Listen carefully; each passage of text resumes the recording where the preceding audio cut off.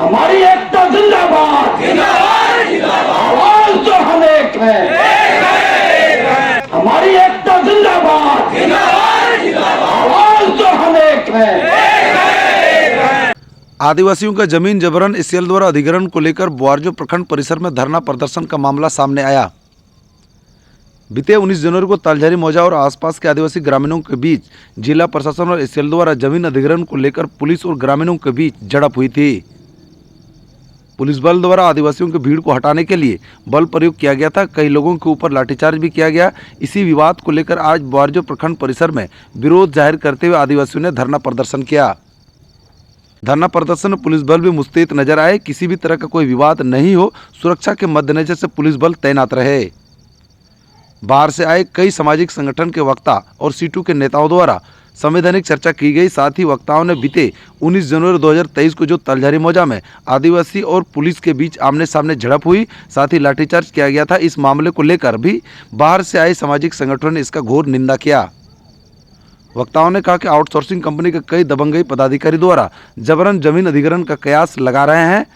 तालझारी के ग्रामीणों का कहना है कि जिला प्रशासन और एससीएल प्रबंधन द्वारा जबरन जमीन अधिग्रहण का कार्य किया जा रहा है। एसपीटी एक्ट पेशा कानून को दरकिनार कर जमीन अधिग्रहण का खेल किया जा रहा है। जमीन अधिग्रहण को लेकर तालझारी ग्रामीणों को कोई किसी तरह का नोटिफिकेशन जारी नहीं किया गया है। ग्रामीणों का कहना है कि पूर्व में हम लोग ग्राम सभा कर चुके हैं, राजमहल परियोजना को जमीन नहीं देंगे। इसके बावजूद भी जबरन एससीएल और जिला प्रशासन के सहयोग से संवैधानिक कानून को ताक में रखकर जमीन अधिग्रहण का कार्य किया जा रहा है। इस पर अविलंब रोक लगाया जाए। वहीं एससीएल का कहना है कि पूर्व में तालझारी मौजा में 125 एकड़ जमीन अधिग्रहण किए हैं, उसी के जमीन के ऊपर हम लोग खनन कार्य कर रहे हैं, जिसको लेकर आज तालझारी के आदिवासी ग्रामीणों ने बोआर्जो प्रखंड कार्यालय में विरोध प्रदर्शन कर प्रखंड को महामहिम राज्यपाल के नाम मांग पत्र सौंपा। मांग पत्र के माध्यम से भेरंडा, तालझारी, पहाड़पुर, बाबूपुर के ग्रामीणों के ऊपर जो फर्जी मुकदमा किया गया है, जबरन जमीन अधिग्रहण को लेकर उच्च स्तरीय जाँच टीम कर जाँच की मांग की गई। साथ ही संवैधानिक कानून को नियम संगत लागू करने की बात कही गई। आज 8 फरवरी को प्रखंड परिसर में विरोध जाहिर करते हुए धरना प्रदर्शन किया गया। अगला प्रदर्शन 16 फरवरी को अशोक स्तंभ गोड्डा में भी बृहद पैमाने पर धरना प्रदर्शन का आह्वान किया है। वहां भी मांग पत्र डीसी को राज्यपाल के नाम से मांग पत्र सौंपने की बात कही गई। कि ये लोग समझ रहे हैं कि 1980 से लेकर के कोल इंडिया ने इसको लिया। पहले प्राइवेट कोलियरी ललमटिया चलता था और 1980 के बाद यह ईस्टर्न कोलफील्ड लिमिटेड राजमहल प्रोजेक्ट हुआ और एशिया का सबसे बड़ा प्रोजेक्ट यह है। और कनाडा गवर्नमेंट के साथ इसने समझौता किया और ओपन कास्ट कोलियरी जो है पोखरिया खाद शुरू किया। और जब पोखरिया शुरू किया तो सबसे पहले बर्बाद अगर कोई हुआ तो हिजू किता और नीमा हुआ, छोटा सिमड़ा हुआ, बड़ा सिमड़ा हुआ। लेकिन उन लोगों को जब जमीन दे दिया, नौकरी मिली, उस वक्त कोल बेरिंग एक्ट अलग था, उस वक्त जो कानून कुछ अलग थे, नौकरी कम जमीन पे मिलती थे। लेकिन उसके बाद क्या हुआ कि जब उस खदान से कोयले निकाल लिए गए और जब वो खदान खाली हो गया, जब वो भर गया, तो रैयतों को उस भूमि को वापस कर देना चाहिए था। इसलिए करना चाहिए था कि आज वो समस्या आ रही है। हमारे प्रेस के बंधु ने बताया कि पहले यह सवाल उठा था कि इसका जाति निवासी नहीं बनता है, क्योंकि पर्चा कहता है कि मौजा जो है बड़ा भोड़ाई के अंदर में है और बड़ा भोड़ाई कहीं और चला गया, वो मौजा का नंबर बदल गया, तो फिर उसका जाति निवासी नहीं बनेगा। जब जाति निवासी नहीं बनेगा तो उसको स्टाइपेंड नहीं मिलेगा। जब जाति निवासी नहीं बनेगा तो उसको दाखिला नहीं मिलेगा। जब जाति निवासी नहीं बनेगा तो उसको जो है नौकरी नहीं मिलेगा। तो फिर जो हमारे सरकार है, जो आज खतियानी रैयतों की बात कर रहा है, 1932 की बात हेमंत बाबू कर रहे हैं। इस राज्य के मुख्यमंत्री जो आदिवासी है वो बोलते हैं कि हम खतियानी जोहार के माध्यम से हम 32 का खतियान बोलते हैं। हमारा कहना है कि जब खतियानी रैयत ही नहीं बचेगा आपका जोहार कैसे होगा। खतियानी रैयत को बचाने के लिए जो आपने उसकी जमीन ली रैयतों की, क्या वो जमीन वापस हुआ? क्या उसको जमीन वापस किया गया? नहीं। बड़ा मोड़ाई का जमीन ले लिया, सिमरा का ले लिया, दूसरी जगह बसा दिया आपने, वहां जंगल लगा दिया आपने, तो जो मर्जी आया। इसीलिए कहता है, कहावत है कि दूध का जला हुआ लोग मट्ठा भी फूक फूक के पीते हैं। और वही आज है कि तलझारी में यह मामला क्यों आया, जो को देखा कि आज तक हिंदू केता को नहीं बसा सकी है मैनेजमेंट। 35 साल से ज्यादा हो गया, 35 साल के अंदर में आपको रिहेबिलिटेशन नहीं हुआ। लोग विरोध नहीं करते हैं, कोयला है, अब्रक है, सब कुछ है, मिनरल्स है, आप उसके नियमानुसार काम करो। कोल बेरिंग एक्ट का भी तो इस बार जो हुआ घटना 19 तारीख को, किसी भी कानून का पालन मैनेजमेंट ने नहीं किया, कहीं पर नहीं हुआ। जिसान कमर जो यहां पर डिप्टी कमिश्नर है, हमको लगता है कि ये जिसान कमर ये आउटसोर्सिंग जो सोमनाथ चटर्जी है उसके साथ मिली भगत करके इनके ऊपर डंडा घुमाया। क्या नोटिस हुआ? उन्होंने क्या कहा कि जमीन जो है आदिवासियों की पहचान है। जिसान कमर का एक स्टेटमेंट आया कि चाहे तुम हंस के दो चाहे रो के दो, जमीन तो तुमको देना होगा। अरे जिस भूमि पर ये सीधो कानू चांद भैरव फूलो झानो तिलका मांझी बिरसा बाबा पैदा हो, उस भूमि का लोग जान देगा, जमीन नहीं देगा, किसान कमर को उड़ा देगा, लेकिन ये नहीं रोकेगा। इसीलिए ये गलत बात है। हम कोई प्रशासन के ऊपर डंडा घुमाने या कोई गाली देने नहीं आए। प्रशासन को समझना चाहिए आप किसके लिए हो, आप किसका नौकर हो। भोर सिंह यादव ने ऐसा नहीं किया। क्यों नहीं किया भोर सिंह यादव ने? भोर सिंह यादव तो आपके गांव में भी आए थे, तलझारी में भी आए थे, लोगों रैयतों से बात किया, सहमति नहीं बनी, चले गए वो। कहां उन्होंने डंडा घुमाया? तो ये नहीं चलेगा। आज हम क्यों आए हैं? हम आज जो यहां पर इन लोगों के साथ आए हैं वो इसलिए आए हैं कि गवर्नर को सब लोगों ने तो डंडा घुमा दिया। सीओ, बीडीओ, थाना, डीएसपी, एसडीओ, डीसी सारे लोग खड़े होकर के इस आदिवासियों पर जो है जिसकी बुनियाद पे ये सरकार टिकी हुई है उस पर डंडा चलाया, आंसू गैस के गोले छोड़े और झूठ बोला कि इन लोगों ने तीर चलाया। किस पुलिस को तीर लगा, किस ऑफिसर को तीर लगा? वो कहीं एग्जिबिट कराया तीर, कहीं उसका एडमिट हुआ किसी अस्पताल में कि ये अमुक ऑफिसर को तीर लगा है? कहां है वो? जो आप मनगढ़ंत कहानी बना करके आदिवासियों को बदनाम नहीं कर सकते हैं, क्योंकि इनके साथ हम लोग खड़े हैं। जो समाज की बात करता है, जो आदिवासियों की बात करता है, वो उनके साथ खड़ा है और हम उनके साथ खड़े हैं। और जब तक इंसाफ नहीं मिलेगा तब तक ये लाल झंडा इनके साथ खड़ा रहेगा, इसको कोई नहीं रोक सकता। हमें कोशिश की गई है बहुत अप्रोच करने का। हमें पता चला, हमारे साथी ने कहा आपका मोबाइल नंबर खोज रहे थे ललमटिया के थानादार, आप नंबर मेरा खोज सकते हो, गूगल में भी सर्च कर लो तो एहतशाम अहमद का नंबर मिल जाएगा। एहतशाम अहमद एक पॉलिटिकल सोशल वर्कर है, मार्क्सवादी कम्युनिस्ट पार्टी का स्टेट सेक्रेटरीट मेंबर है। और एहतशाम अहमद है, जब कोई नेता इसके बीच नहीं पहुंचा, एहतशाम अहमद तलझारी पहुंच के दिखाया और आज लड़ाई में इसके साथ खड़ा है। हम इसका नेतृत्व नहीं कर रहे, गांव का रैयत कर रहा है, हम इसको रास्ता बता रहे हैं। इसीलिए यह बेइंसाफी नहीं चलेगी। जो इनके साथ अन्याय और अत्याचार हो रहा है, यह अत्याचार नहीं सहा जाएगा। हमको जवाब दे वीडियो और सीओ, किसका जातीय निवासी आने वाले दिनों में कैसे बनेगा? क्या सीओ साहब ने किसी रैयत को नोटिस किया? प्रधान को किया। प्रधान कौन होता है? रैयत का मालिक होता है क्या? प्रधान का काम है रैयतों से खजाना लेकर के आप तक पहुंचाना। प्रधान का काम रैयतों की जमीन को दिलाना नहीं होता है। आप एक रैयत को नोटिस नहीं किए। जब रैयत को नोटिस नहीं किए, बिना नोटिस के आप कैसे पोकलिन चला दिए उसमें? कैसे आप उसकी जमीन को कब्जा कर रहे हैं? ये बात नीचे तक नहीं रहेगी।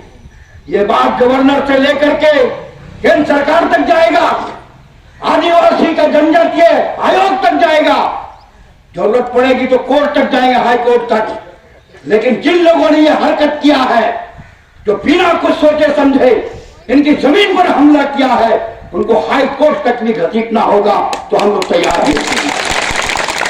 आप मुकदमा चला रहे हो, क्या कोई नक्सली है, कोई दहशतगर्द है रैयत वहां का? एक नहीं दर्जनों झूठे मुकदमे चला दिए। किसी पे मुकदमा करने से वो डर नहीं जाएगा। आप जितना मुकदमा करना है आप ऐसे नामों पर मुकदमा कर दो, डरने वाला नहीं है।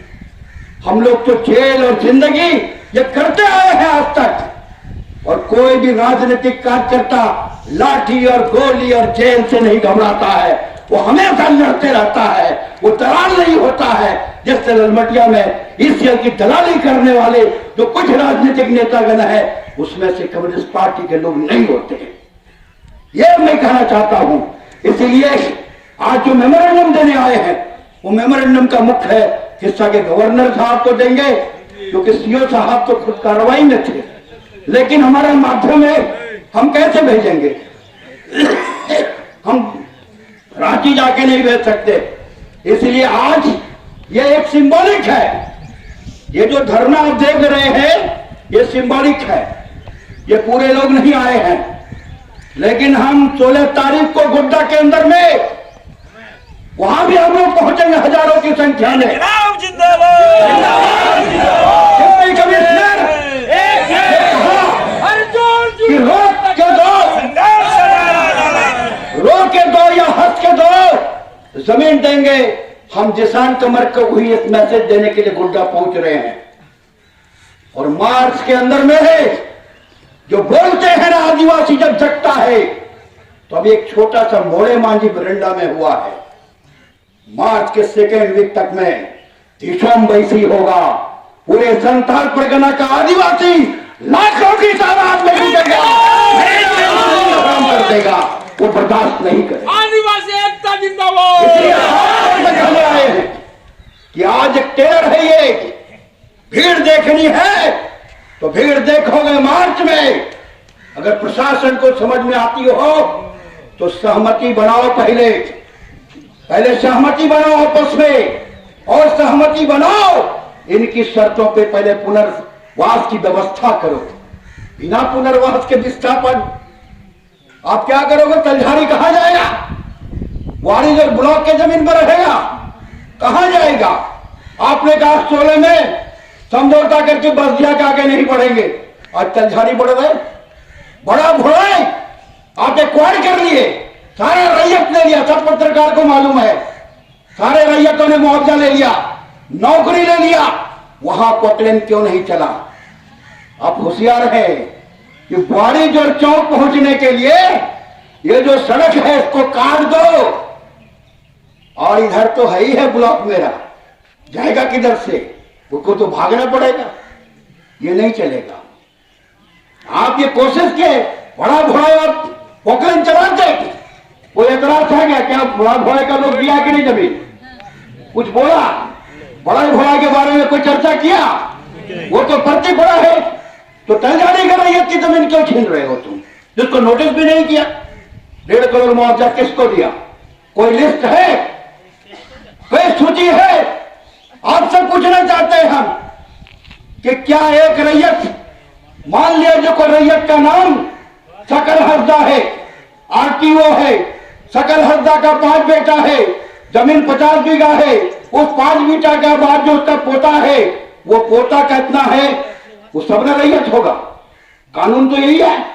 और जब सब रैयत होगा तो क्या सब रैयत को नोटिस किया आपने? नहीं किया आपने। तो जब नोटिस ही नहीं किया तो 1.5 करोड़ रुपया किसको दिया आपने? लिफाफे में बंद कर, मुझे पता चला है लिफाफे में बंद करके कुछ को पैसा दे दिया गया। मुआवजे की रकम लिफाफे में नहीं दी जाती है, उसके खाते में डाला जाता है। नौकरी के लिए उसको नियुक्ति पत्र दिया जाता है, उसकी सूची टांगी जाती है। ये गुमराह मत करो। आज हमारे आने के पहले आदिवासियों को कहा अरे 144 है, अरे 144 कौन लगाएगा? क्या यहां दंगा हुआ हिंदू मुसलमान का? क्या आदिवासी गैर आदिवासी के बीच दंगा फसाद हुआ? अरे लोग धरना प्रदर्शन करने के लिए आ रहे हैं, अपनी आवाज कहां पहुंचाएंगे? किसके माध्यम से ले जाएंगे? हमारा जनतांत्रिक तौर तरीका क्या है? हमारी प्रक्रिया क्या है? हम उस प्रक्रिया के तहत आए। इसलिए साथियों, जो ईसीएल प्रबंधन में जो एक गुंडा का नाम आ रहा है सबसे ज्यादा, वो मां अम्बे का जो मैनेजर है कि डायरेक्टर है ये नहीं जानते हम। वो जो सोमनाथ चटर्जी, ये आदमी सारे जगहों पे लोगों को माल मवेशी खिला करके तैयार करना चाहता है, वो नहीं हो सकता है। हम जानते हैं हमारे स्थानीय विधायक है, क्यों बोलेंगे वो? उनके पुत्र वहां पर काम कर रहे हैं, हमें पता चला है। आप आदिवासी का नेता हैं, आप 2 फरवरी को दुमका के बजाय आप भोगनाडी जा रहे हैं, लेकिन भोगनाडी जाकर के आप एक शब्द नहीं बोले कि ईसीएल प्रबंधन के द्वारा नाजायज तरीके से जमीन ली जा रही है। हम आदिवासी रैयत के नाम से तलझारी में और पहाड़पुर में और भेंडा में जाके उनके साथ खड़े होंगे, ये आपने कोशिश नहीं किया। एक छोटा सा बयान आया और भाषण आप दे रहे हैं। क्या आप बोल रहे हैं कि हम वो जो पारसनाथ का मंदिर है वो वहां पर मरण गुरु है, हम उसकी रक्षा करेंगे। वो भी रक्षा करो, कोई मना नहीं करता है, लेकिन जहां तुम्हारी जमीन है पहले उसकी तो रक्षा करो। तुम कहां पर पैर रखोगे?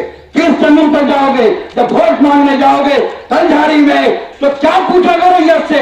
वोट दो, क्यों देगा तुमको वोट? क्यों देगा विजय हंसदा को वोट? क्यों देगा तोला मरंडी को वोट?